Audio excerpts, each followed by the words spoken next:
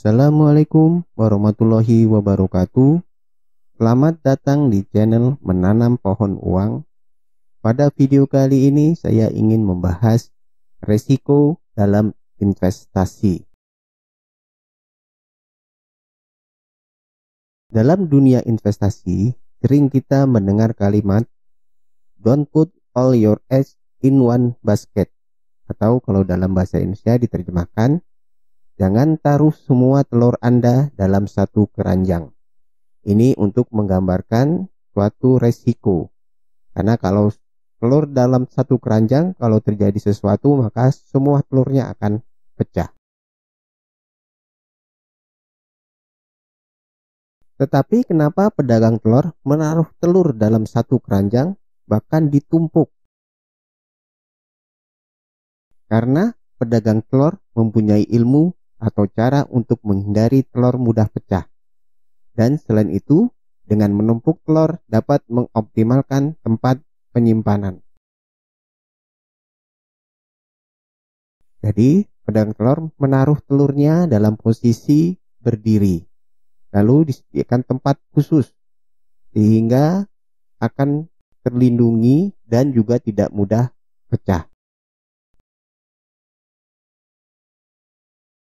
Kita memang perlu berinvestasi ke beberapa media investasi untuk mengurangi resiko jika terjadi hal-hal yang tidak diinginkan. Tetapi investasi di banyak tempat akan mengakibatkan hasil yang kurang optimal. Untuk itu, sebelum berinvestasi, kita perlu mengetahui risiko-risiko yang bisa terjadi sehingga kita bisa menghindari dan mencegahnya. Setiap media investasi mempunyai risiko. Untuk itu, kami akan membahas ini dalam video lainnya.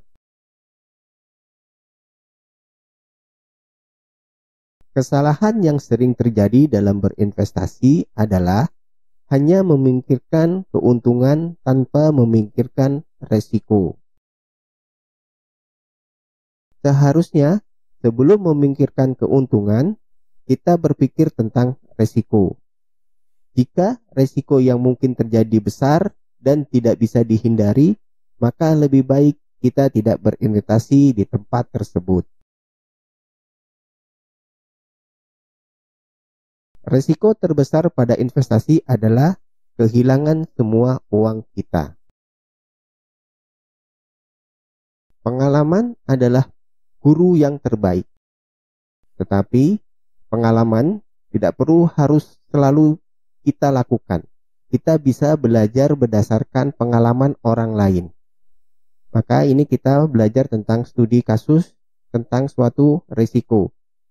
Ada dua kasus yang akan kita bahas. Yang pertama itu tentang keberhasilan mengidentifikasikan risiko dan kegagalan melakukan identifikasi risiko. Untuk kasus keberhasilan, ini kita mengambil pelajaran dari kasus krisis ekonomi di Amerika Serikat pada tahun 2008. Kisah ini sudah dibuat dalam bentuk film dengan judul The Big Short. Film ini disutradarai oleh Adam McKay dan dibintangi oleh Christian Bale, Steve Carell, Ryan Gosling, dan Brad Pitt. Naskah film ini ditulis berdasarkan buku The Big Short karya Michael Lewis. Ini menceritakan tentang kisah nyata tentang krisis keuangan di Amerika Serikat pada tahun 2007 sampai 2008 yang disebabkan oleh ledakan pasar rumah dan gelembung kredit.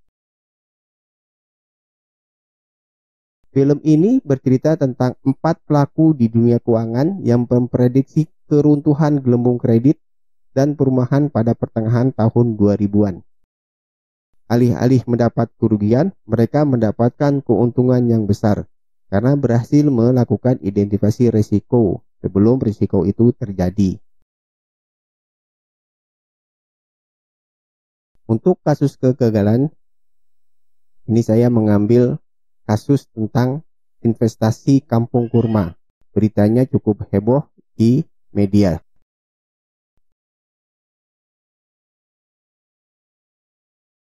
Kampung Kurma adalah perusahaan yang menawarkan kafling dengan bonus sebuah pohon kurma serta berbagai fasilitas seperti pesantren, masjid, arena olahraga, kolam renang, dan lain-lain. Belakangan, iming-iming tersebut tak bisa terpenuhi kepada investor yang membeli tanah tersebut. Pembeli atau kreditur juga terkendala dalam proses peralihan akta jual beli atau AJB karena Kampung Kurma tidak memiliki izin usaha perantara perdagangan dengan properti. Karena ada masalah dengan izin legalitas, maka ini ada resiko terjadinya kegagalan. Ada dua jenis risiko. Yang pertama, risiko yang tidak bisa dikontrol. Yang kedua adalah bisa dikontrol. Risiko yang tidak bisa dikontrol ini biasanya karena skalanya besar, seperti krisis ekonomi di tahun 1998, 2008, dan di tahun 2020 yang diakibatkan karena pandemi COVID-19. Untuk risiko yang seperti ini, maka lebih baik dihindari. Kita tidak bisa melawannya.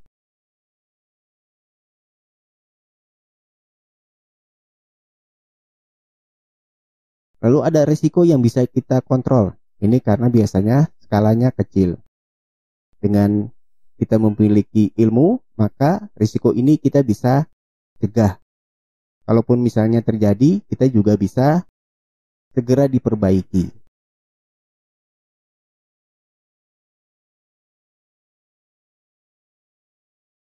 Badai tidak datang begitu saja tanpa ada tanda-tandanya. Kenali tanda-tandanya, maka Anda akan selamat.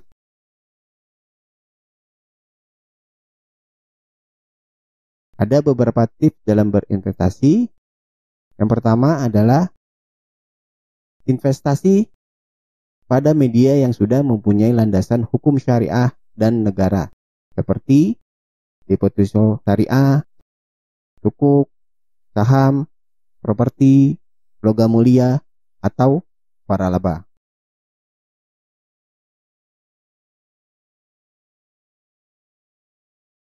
Yang kedua, investasi ke media investasi yang kita mempunyai kontrol. Seperti kalau di dalam properti ada surat kepemilikan yang jelas yang bisa kita pegang.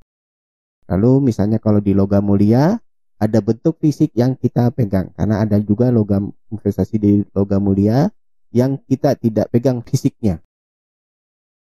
Ini ada risiko. Yang ketiga, investasi pada media yang mempunyai pengawas seperti di dalam bursa saham yang diawasi oleh Bapepam atau OJK dan BEI, Bursa Efek Indonesia. Yang selanjutnya, ada mekanisme yang jelas jika kita ingin mengembalikan dari investasi ke uang, seperti di bursa saham, di mana setiap hari Senin dan Jumat ada mekanisme jual beli. Jadi kalau kita mau mendapatkan uang, kita bisa jual saham kita, atau kita kalau mau berinvestasi kita bisa beli saham.